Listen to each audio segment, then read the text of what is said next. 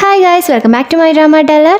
ബോക്സുവിന്റെ അച്ഛൻ അവനെ motivate ചെയ്തുകൊണ്ടിരിക്കുവാണ്. Sound ഇല്ലെങ്കിൽ എന്താ, നിനക്ക് നല്ല ബുദ്ധിയുണ്ട് മകനെ. ഞാൻ എന്റെ മാനേജറിനോട് പറഞ്ഞിട്ടുണ്ട്, അവൻ നിനക്ക് വേണ്ടിയിട്ട് ലോകത്തിൽ തന്നെ ബെസ്റ്റ് ഡോക്ടറിനെ കൊണ്ടുവരും. ഇതൊക്കെ സിമ്പിൾ അല്ലേ എന്ന് ചോദിക്കുന്നു. നിങ്ങളുടെ കണ്ണിലൊക്കെ സിമ്പിളാ, അഥവാ ഇനി എനിക്ക് ശരിയായാലും അതിന് സൈഡ് എഫക്റ്റ് എന്തായിരിക്കും? എന്റെ സൗണ്ട് പോലെ താറാവിന്റെ സൗണ്ട് പോലെ ആയാലോ എന്ന് ബോക്സ് ചോദിക്കുന്നു. അച്ഛനാണെങ്കിൽ താറാവിന്റെ സൗണ്ട് എന്താ മോശമാ, നല്ല ഡീപ്പ് ആൻഡ് സ്ട്രോങ് ആയിട്ടുള്ള സൗണ്ട് അല്ലേ എന്നാണ് ചോദിക്കുന്നത്. ഇവിടെ ഇതേ സമയം കമ്പനിയിലെ പ്രസിഡന്റ് ബോക്സുവിന്റെ വോക്കൽ നൊഡ്യൂളിന്റെ കാര്യം കേട്ട്, ഒരു സാധാരണക്കാരനാണ് ഈ പ്രശ്നം വന്നതെങ്കിൽ കുഴപ്പമില്ലായിരുന്നു, എന്നാൽ ബോക്സും അങ്ങനല്ല, അവനൊരു സിംഗറാണ് എന്ന് പറയുന്നു. നിങ്ങളപ്പോ അവനെ ഗിവപ്പ് ചെയ്യാൻ പോവാണോ എന്ന് ഷെൻഷൻ ചോദിക്കുന്നു.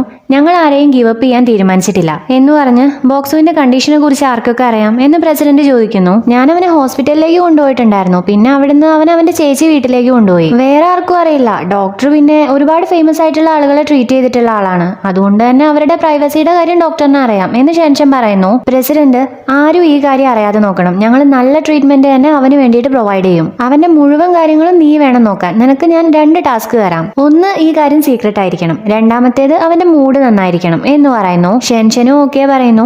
ഇപ്പൊ ഷെൻഷൻ അന്ന് അവക്ക് ബോക്സുവിന്റെ അസുഖത്തിനെ കുറിച്ച് വന്ന മെയില് നോക്കുവാണ്. മെയില് കാണാനില്ല, എന്നൊരു ഡോക്യുമെന്റ് അയാൾ സെൻഡ് ചെയ്തിട്ടുണ്ട്. ആ ഡോക്യുമെന്റ് ഓപ്പൺ ചെയ്ത് നോക്കുമ്പോൾ ബോക്സുവിന്റെ ഇപ്പോഴത്തെ കണ്ടീഷനെ കുറിച്ചുള്ള ഫുൾ ഡീറ്റെയിൽസ് ആ ഡോക്യുമെന്റിലുണ്ട്. ഇത് വായിച്ച ഷെൻഷൻ, നിങ്ങൾ ആരാണെന്ന് എനിക്കറിയില്ല, എന്നാൽ നിങ്ങൾക്ക് എന്നെയും ബോക്സുവിനെയും അറിയാം. നിങ്ങളന്ന് ബോക്സുവിന്റെ അസുഖത്തിനെ കുറിച്ച് പറഞ്ഞ കാര്യം കറക്റ്റ് ആയിരുന്നു, അതുകൊണ്ട് എനിക്ക് നിങ്ങളിൽ നിന്നും കുറച്ച് പ്രൊഫഷണൽ നോളജ് വേണം. തിരിച്ച് മെയിൽ അയക്കാൻ നിൽക്കുന്ന സമയത്താണ് ബോക്സുവിന്റെ ചേച്ചി മീറ്റ് ചെയ്യണമെന്ന് പറഞ്ഞ് കോൾ ചെയ്യുന്നത്. ഇപ്പൊ ഷെൻഷൻ ചേച്ചിയെ മീറ്റ് ചെയ്യുന്നു. ചേച്ചി, നീ അവന്റെ കൂടെ എപ്പോഴും വേണം. ഞാൻ അപേക്ഷിക്കുവാണ്, അവന് സങ്കടപ്പെടാൻ സമ്മതിക്കരുത്. ഞാൻ ഇന്ന് വരെ അവനെ ഈ ഒരു രൂപത്തിൽ കണ്ടിട്ടില്ല. അവനൊന്നും കഴിച്ചിട്ടില്ല, കുടിച്ചിട്ടില്ല, രാത്രി മുഴുവൻ ഇരുന്ന് സിനിമ കാണുമായിരുന്നു, അതും ട്രാജഡി മൂവീസ്. ഒന്നും ഹാപ്പി എൻഡിങ് ഇല്ല. ഇതിനു മുന്നേ എന്ത് സംഭവിച്ചിട്ടുണ്ടെങ്കിലും അവൻ പുറത്തേക്ക് കാണിക്കാറില്ലായിരുന്നു, എന്നാ ഇപ്പൊ അത് അങ്ങനെയല്ല എന്നൊക്കെ പറഞ്ഞ് ബോക്സുവിന്റെ അവസ്ഥ വളരെ മോശമാണെന്ന് പറയുന്നു. ഷെൻഷൻ ഇപ്പൊ ബോക്സുവിനെ കാണാൻ പോകുന്നു. ബോക്സ് വീഡിയോ ഗെയിം കളിച്ചുകൊണ്ടിരിക്കുവാണ്. നീ ഗെയിംസ് കളിക്കുമ്പോൾ വരെ സാഡ് ആണല്ലോ എന്ന് ചോദിച്ചാൽ ഷെൻഷനും അവന്റെ കൂടെ ഇരുന്ന് ഗെയിം കളിക്കുന്നു. ബോക്സ് ഡിഫെൻഡ് ചെയ്യാനൊന്നും ശ്രമിക്കുക പോലും ചെയ്യാത്തത് കണ്ട് ഷെൻഷൻ അതിനെപ്പറ്റി ചോദിക്കുന്നു. ബോക്സു, എനിക്ക് ഗെയിംസിൽ തോക്കുന്നത് തീരെ ഇഷ്ടമല്ലാത്ത കാര്യം, എന്നാ എപ്പോഴും അങ്ങനെ ആവണമെന്നില്ലല്ലോ എന്ന് പറഞ്ഞ്, നീ ഇത്ര കെയർഫുൾ ആവുന്നൊന്ന് നിർത്തുവോ? നിനക്ക് എന്നോട് പണ്ടത്തെ പോലെ തന്നെ ബിഹേവ് ചെയ്യാം എന്ന് പറയുന്നു. നീ ഞാൻ വിചാരിച്ച പോലെ അത്ര വീക്കൊന്നും അല്ല. സത്യത്തിൽ നിന്റെ കാര്യം ആലോചിച്ച് എനിക്ക് നല്ല ടെൻഷൻ ഉണ്ട്. വോക്കൽ നൊഡ്യൂൾസ് അത്രത്തോളം നിന്നെ ഡിപ്രസ്ഡ് ആക്കിയിട്ടുണ്ടെന്ന് ഞാൻ കേട്ടത് എന്ന് പറഞ്ഞ്, ഞാൻ ഡിന്നർ കഴിക്കാൻ പോവാണ്, നീയും എന്റെ കൂടെ വാ എന്ന് അവള് പറയുന്നു. പിന്നെ ഇന്ന് എന്റെ ട്രീറ്റ് ആണ്, നിനക്ക് എന്താണോ വേണ്ടത് അത് നീ ഓർഡർ ചെയ്തോ എന്നും അവള് പറയുന്നുണ്ട്. ബോക്സു, നീ എനിക്ക് ട്രീറ്റ് ചെയ്തേ, അതിന് നിന്റെ ദാരിദ്ര്യമൊക്കെ മാറിയോ എന്ന് ബോക്സ് ചോദിക്കുന്നു. ഞാനിപ്പോ കുറച്ച് റിച്ച് ആണ് എന്ന് ഷെൻഷൻ റിപ്ലൈ കൊടുക്കുന്നു. ഇപ്പൊ അവര് റെസ്റ്റോറന്റിലേക്ക് വന്നിരിക്കുവാണ്. മെനു കാർഡിലെ വില കണ്ട് ഷെൻഷന്റെ കണ്ണ് തള്ളി. മനസ്സിൽ ഓരോ ഡിഷിനും $200. നീ എന്നെ എങ്ങനെ കീറി കളയാൻ പോവാണോ എന്ന് ചിന്തിച്ച് ദേഷ്യത്തില് ബോക്സുവിനെ നോക്കുന്നു. ബോക്സുവും ചിരിച്ചിട്ട്, ഇതെടുത്തോ, ഇതെടുത്തോ, ഇതെല്ലാം എടുത്തോ എന്ന് പറയുന്നു. ബോക്സുവിന്റെ ഓർഡർ കേട്ടപ്പോ തന്നെ വയറ് നിറഞ്ഞ ഷെൻഷൻ സൂപ്പ് മാത്രം ഓർഡർ ചെയ്യുന്നു. എന്നിട്ട് ബോക്സുവിനോട്, നീ ഇവിടെ കഴിക്കാൻ തന്നെയാണോ വന്നത്, അതോ കുറെ ചെലവാക്കാനോ എന്ന് ചോദിക്കുന്നു. ഞാനിവിടെ അങ്ങനെ എപ്പോഴും വരാറൊന്നും ഇല്ല, ഇവിടെ അങ്ങനെ എക്സ്പെൻസീവ് ആയിട്ടുള്ള അധിക സാധനങ്ങളൊന്നും ഇല്ല എന്നവൻ പറയുന്നു. ഷെൻഷൻ, പിന്നെ നീ എന്തിനാടാ ഇങ്ങോട്ടേക്ക് വന്നേ എന്ന് ചോദിക്കുന്നു. നീ ട്രീറ്റ് ചെയ്യാനല്ലേ പറഞ്ഞേ, അതുകൊണ്ട്. പിന്നെ നിനക്ക് മറ്റുള്ളവരുമായിട്ട് ബിസിനസ് ഒക്കെ സംസാരിക്കണമെന്നുണ്ടെങ്കിൽ ഇങ്ങോട്ടേക്ക് വന്നോ, ഇതൊരു നല്ല പ്ലേസ് ആണ്, പണവും കയ്യിലുണ്ടെങ്കിൽ എന്ന് ബോക്സ് പറയുന്നു. എന്റെ കുക്കിന് ജീവനുണ്ടെങ്കിൽ സ്വന്തം പൈസ ചെലവാക്കിക്കൊണ്ട് ഈ വഴി ഞാൻ വരില്ല എന്നവള് പറയുകയും ചെയ്യുന്നു. ബോക്സു, അപ്പൊ ഇതാണ് നിന്റെ ലാസ്റ്റ് ടൈം, എന്നിട്ട് നീ സൂപ്പ് മാത്രമാണ് ഓർഡർ ചെയ്തേ, അത് മതി എന്നാണോ നിനക്ക് തോന്നുന്നേ, കുറച്ചുകൂടെ ഓർഡർ ചെയ്യേ എന്ന് പറയുന്നു. ഷെൻഷനാണെങ്കിൽ അവനെ വിളിച്ചു കൊണ്ടുവരുന്ന സമയത്ത് ഇത്ര വലിയൊരു പണി കിട്ടുമെന്ന് പ്രതീക്ഷിച്ചിട്ടുണ്ടായിരുന്നില്ല.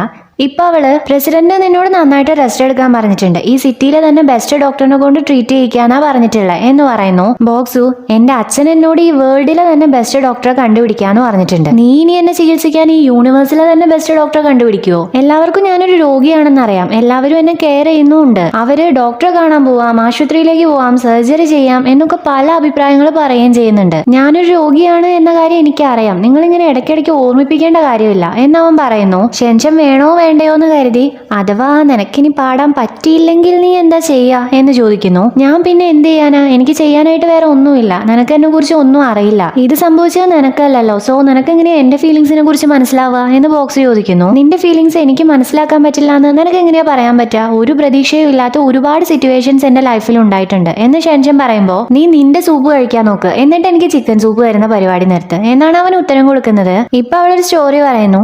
ബക്കറ്റ് ലിസ്റ്റ് എന്ന് പറയുന്ന ഒരു മൂവി ഉണ്ട്. അതൊരു അമേരിക്കൻ മൂവിയാണ്.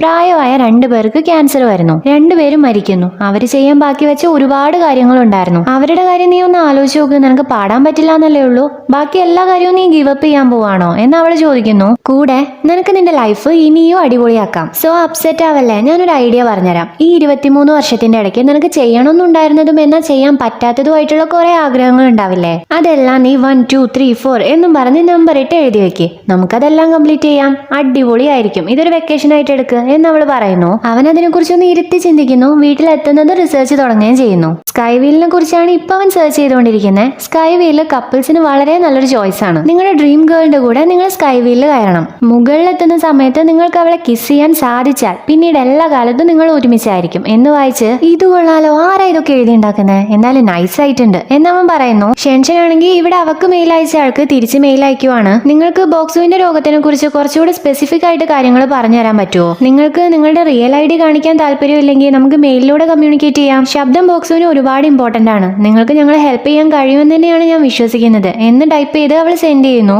ഇപ്പൊ അവൾ അവളുടെ സീനിയറിനെ വിളിച്ച് ആ മെയിൽ ഐ ഡി ആരുടേതാണെന്ന് കണ്ടുപിടിക്കാൻ വേണ്ടി ഹെൽപ്പ് ചോദിക്കുന്നു. സീനിയർ അവളോട് ഓക്കെ പറയുകയും ചെയ്യുന്നു. നെക്സ്റ്റ് ഡേ ബോക്സ് അവന്റെ ബക്കറ്റ് ലിസ്റ്റിലെ ഫസ്റ്റത്തെ ആഗ്രഹം കംപ്ലീറ്റ് ചെയ്യാൻ വേണ്ടി റെഡി ആയിക്കൊണ്ടിരിക്കുകയാണ്. അവന്റെ ആദ്യത്തെ ആഗ്രഹം എന്ന് പറയുന്നത് ഒരു സ്ട്രീറ്റ് സിംഗർ ആവലാണ്. ഇപ്പൊ ഞാനൊരു സ്ട്രീറ്റ് സിംഗർ ആയിട്ടുണ്ട്, എന്നാലും ഞാൻ ഹാൻഡ്സം ആവണ്ടേ എന്ന് പറഞ്ഞ് അവൻ ഗ്ലാസ് വെക്കുന്നു. ഹാൻഡ്സം ഗ്രീൻ ഫ്ലൈ, അയ്യേ ഇത് വേണ്ട എന്ന് പറഞ്ഞ് അവൻ ആ ഗ്ലാസ് മാറ്റി വേറൊരു ഗ്ലാസ് വെക്കുന്നു. അയ്യേ ഇതും വേണ്ട എന്ന് പറഞ്ഞ് അടുത്തതിട്ട് ഉഫ് പൊളിച്ച് എന്ന് സ്വയം പൊക്കിയ അഭിപ്രായം ചോദിക്കാൻ വേണ്ടി ഷെൻഷനെ വിളിക്കുന്നു. അവള് വരുന്നതും എങ്ങനെയുണ്ട് എന്നെ കാണാൻ, ഇത്രയും ഗ്ലാസ്സിൽ നിന്നും ഞാൻ സെലക്ട് ചെയ്തതാണ് ഈ ഒരെണ്ണം എന്ന് അവൻ പറയുന്നു. അവളൊരു അഭിപ്രായം പറയുന്നതിന്റെ മുന്നേ തന്നെ അവൻ ഓക്കെ എനിക്ക് മനസ്സിലായി, നമ്മുടെ ടേസ്റ്റ് ഒരുപോലെ ആണല്ലോ അല്ലെ. പണ്ട് നിന്റെ ടേസ്റ്റ് 10 വയസ്സൊക്കെ ഇല്ലായിരുന്നു, ഇപ്പൊ എന്റെ കൂടെ നടന്ന് ഇപ്പൊ നിന്റെ ടേസ്റ്റ് ഒക്കെ ഒരുപാട് വ്യത്യാസം വന്നിട്ടുണ്ട്, നന്നായിട്ട് ഇമ്പ്രൂവ് ആയിട്ടുണ്ട് എന്ന് പറഞ്ഞ് അവൻ ആ ഗ്ലാസ് ഇടുന്നു. ഷെൻഷൻ ഇതൊക്കെ കണ്ട് നീ സ്ട്രീറ്റ് സിംഗർ ആണോ അതോ ഗ്ലാസ് ഒക്കെ വിൽക്കുന്ന ആളാണോ എന്നാണ് ചോദിക്കുന്നത്. അവന്റെ ഒന്നാമത്തെ ആഗ്രഹമായ സ്ട്രീറ്റ് സിംഗർ ആവുക എന്ന കാര്യം കംപ്ലീറ്റ് ചെയ്യാൻ വേണ്ടി അവന് ട്രെയിനിൽ കയറണം. ഇപ്പൊ അവർ രണ്ടുപേരും ആ ട്രെയിൻ വരാൻ വേണ്ടി വെയിറ്റ് ചെയ്തിരിക്കുവാണ്. എന്നാൽ അവൻ ആകെ പേടിച്ചിരിക്കുവാണ്.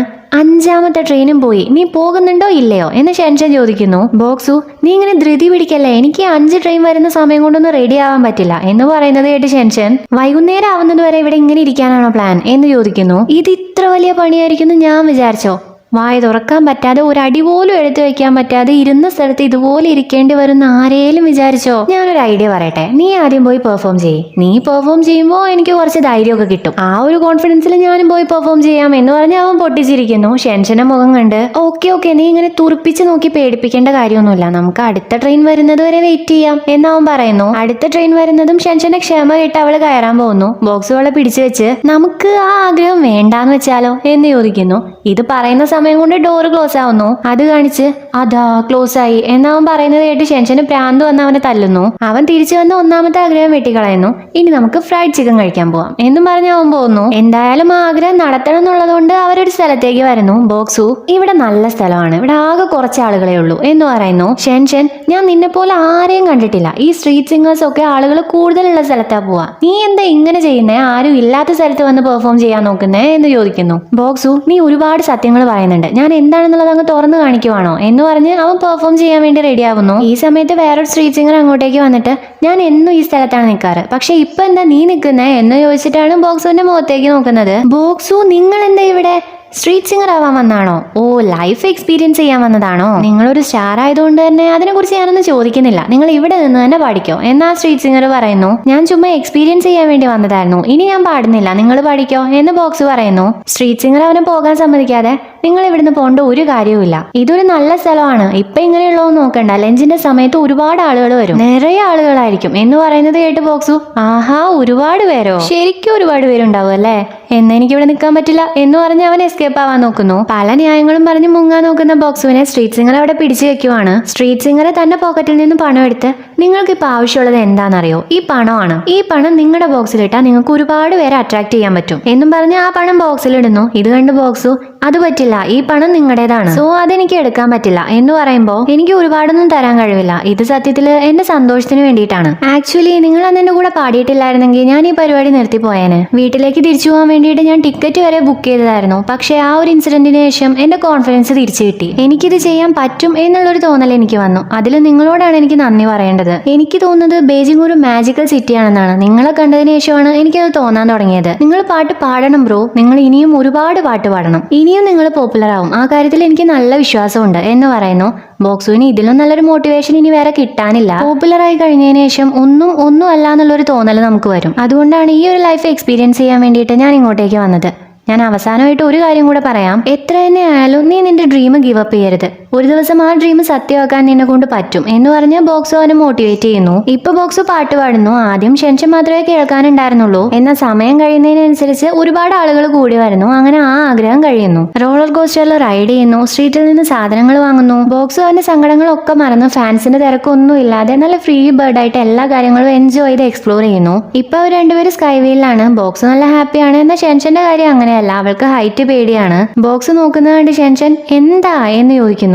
ബോക്സു, ഞാൻ ചിന്തിക്കുമായിരുന്നു, നമ്മളിപ്പോ സ്കൈ വീലല്ലേ, സോ കുറച്ച് റൊമാൻറ്റിക് ആവണം എന്ന് പറയുമ്പോൾ ഷെൻഷന്റെ മുഖം കണ്ട് നീ എന്താ ഇങ്ങനെ നോക്കുന്നേ, നീയല്ലേ പറഞ്ഞ എന്റെ കൂടെ എല്ലാ ആഗ്രഹങ്ങളും ഫിനിഷ് ചെയ്യാൻ നീ ഉണ്ടാവുന്ന്. എനിക്ക് ഏറ്റവും കൂടുതൽ വേണ്ടത് സ്കൈ വീലാണ്, എന്നെ കൂടെ തളർത്തല്ലേ, നീ കുറച്ച് എക്സൈറ്റഡ് ആവ്, ഹാപ്പി ആവ്, ഈ ഗ്ലൂമി ആയിട്ട് ഇരിക്കല്ലേ എന്ന് പറയുന്നു. എനിക്ക് ഹൈറ്റ് പേടിയാണ്, ഞാനിപ്പോ നല്ല വീക്കാണ്, നന്നായിട്ട് സഫർ ചെയ്യുന്നുണ്ട് എന്ന് ഷെൻഷൻ പറയുന്നു. ഇത് കേൾക്കുന്നതും ബോക്സു, എന്നിട്ടെന്നാ നേരത്തെ പറയാതിരുന്നേ, ഇത് അറിഞ്ഞിരുന്നെങ്കിൽ ഞാൻ കൊണ്ടുവരില്ലായിരുന്നല്ലോ എന്ന് പറയുന്നു. പക്ഷേ ഞാൻ നിന്റെ കൂടെ എല്ലാത്തിലും ഉണ്ടാവുമെന്ന് പ്രോമിസ് ചെയ്തതല്ലേ എന്ന് ഷെൻഷൻ ചോദിക്കുന്നു. അപ്പ ആ റോളർ കോസ്റ്ററിൽ കയറിയപ്പോൾ ഇളിച്ചുകൊണ്ടിരിക്കുന്നുണ്ടായിരുന്നല്ലോ, ഹാപ്പിയോ ആയിരുന്നല്ലോ എന്ന് അവൻ ചോദിക്കുന്നു. അതത്ര ഹൈറ്റ് ഉണ്ടായിരുന്നില്ല, പിന്നെ നീയും എന്റെ അടുത്ത് തന്നെ ഉണ്ടായിരുന്നു എന്ന് ഷെൻഷൻ പറയുന്നു. ഇത് കേട്ട് ബോക്സ് ഷെൻഷനോട്, ഇപ്പോഴും ഞാൻ നിന്റെ കൂടെ ഒക്കെ ഉണ്ട്. പിന്നെ ഇന്നെന്താ ദിവസം എന്നറിയോ, ഇന്നാണ് ചൈനീസ് ലവേഴ്സ് ഡേ എന്ന് പറഞ്ഞ് അവൻ തന്റെ ജാക്കറ്റിൽ നിന്ന് ടെലസ്കോപ്പ് എടുക്കുന്നു. ഞാൻ നെറ്റിൽ സെർച്ച് ചെയ്തു. 99.9% ആൾക്കാരും കിസ്സോ അല്ലെങ്കിൽ അതേപോലെ എന്തെങ്കിലും സ്കൈ വീലിന് ചെയ്യും എന്ന് പറയുമ്പോൾ ഇതൊക്കെയാണോ നീ നെറ്റിൽ സെർച്ച് ചെയ്യുന്നേ എന്ന് ഷെൻഷനും ചോദിക്കുന്നു. ബോക്സ് അവളുടെ അടുത്തേക്ക് പോയിരുന്ന ടെലസ്കോപ്പ് എടുത്ത് നീ തന്നെ നോക്കി നോക്ക് എന്ന് പറയുന്നു. ഷെൻഷൻ അത് വെച്ച് ബോക്സുവിനെയാണ് നോക്കുന്നത്. എങ്ങോട്ടേക്കാ, എന്റെ മുഖത്താണോ ഉള്ളത്, മര്യാദയ്ക്ക് പിടിച്ച് നോക്കാൻ നോക്ക് കൊച്ചേ എന്ന് അവൻ പറയുന്നു. അവൾക്ക് ഇത് മര്യാദയ്ക്ക് ചെയ്യാൻ അറിയില്ല എന്ന് മനസ്സിലാക്കി അവൻ അവളെ ഒളിഞ്ഞു നോക്കാൻ ഹെൽപ്പ് ചെയ്യുന്നു. താഴേക്ക് നോക്കുമ്പോൾ അവിടെ രണ്ടുപേര് കിസ് ചെയ്യുന്നു. ഷെൻഷൻ ഞെട്ടുന്നു. മുകളിലേക്ക് നോക്കുമ്പോൾ അവിടെയും വലിയ മാറ്റമൊന്നുമില്ല. സംഗതി ഇതൊക്കെ തന്നെയാണ്. ഇതൊക്കെ കണ്ട് ഞെട്ടി ഷെൻഷൻ, നീ ഇവിടെ എന്തോ പ്രിപ്പയർ ചെയ്തിട്ടുണ്ട് എന്ന് പറയുന്നു. ബോക്സു, നീ കേൾക്ക്, നമുക്കും മറ്റുള്ളവരെ പോലെ കിസ് ചെയ്താലോ എന്നും പറഞ്ഞ് ചുണ്ടോണ്ട് പോകുന്നതും ഷെൻഷൻ മാറിയിരുന്ന് നീ തമാശ പറയുന്നത് നിർത്ത് എന്ന് പറയുന്നു. ബോക്സു, ഇത് തമാശയൊന്നുമല്ല, നീ എന്തിനാ അത്ര ദൂരെ ചെന്നിരിക്കുന്നത്, ഞാൻ എന്തോ നിന്നെ ഉപദ്രവിക്കാൻ വരുന്ന പോലെയുണ്ട്. അടുത്തേക്ക് വാ, ഒരു കാര്യം കൂടെ പറയാനുണ്ട്. ഈ ടോപ്പിലെത്തിയാൽ ഒരു ചടങ്ങുണ്ട്, അതില്ലെങ്കിൽ നമ്മുടെ ജീവിതകാലം മുഴുവൻ അടിപിടിയായിരിക്കും. അതിനെക്കുറിച്ച് അറിയോ നിനക്ക്? അല്ലേലേ നമ്മൾ ഫുൾ ടൈം തല്ലാണെന്ന് നിനക്കറിയാലോ. സോ നമ്മൾ ഈ ഒരു ചാൻസ് യൂസ് ചെയ്ത് നമ്മുടെ ബന്ധം ഇംപ്രൂവ് ആക്കണം. നമ്മൾ മുകളിലെത്തിയിട്ടുണ്ട്, പെട്ടെന്ന് നിന്നെ കൊണ്ട് പറ്റുമോ എന്ന് അവൻ ചോദിക്കുന്നു. നോൺസെൻസ്, മിണ്ടാണ്ടിരിക്കാൻ നോക്ക് എന്ന് അവള് പറയുന്നു. ഇത് ശരിയാവില്ല എന്ന് കണ്ട ബോക്സു പെട്ടെന്ന് തന്നെ അവളെ കിസ് ചെയ്തിട്ട് തിരിഞ്ഞിരിക്കുന്നു. ഷെൻഷൻ, നീ എന്താ ചെയ്തേ, നിന്നോടാ ഞാൻ ചോദിക്കുന്നത്, നീ എന്താ ചെയ്തേന്ന്.